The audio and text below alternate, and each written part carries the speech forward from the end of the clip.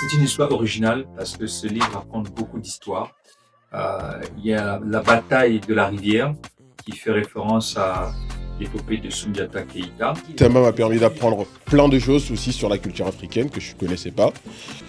Certains Africains qui ne connaissent pas du tout l'histoire du continent, d'aller apprendre aussi de leurs racines, mais aussi l'histoire des pays voisins. Un recueil d'histoires 100% africain. Je recommande particulièrement aux personnes africaines qui vont pouvoir s'identifier ou se reconnaître dans certaines histoires, dans certaines références à l'intérieur. Le livre est un bijou. Regardez juste la beauté des dessins. Ça permettait de s'immerger dans un folklore vraiment africain. Pour le coup, je trouve que c'est celui qui a vraiment été chercher les armures, les trucs comme ça. Là, il y a eu un vrai travail de recherche dans ce livre. Et j'ai aussi aimé l'aspect super-héroïque à l'africaine qui a été apporté.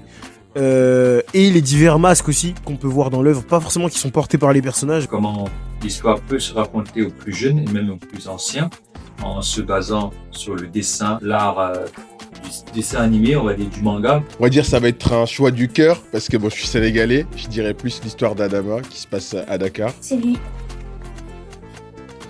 Ok, et pourquoi c'est lui ton personnage préféré? Parce qu'il est drôle. D'accord.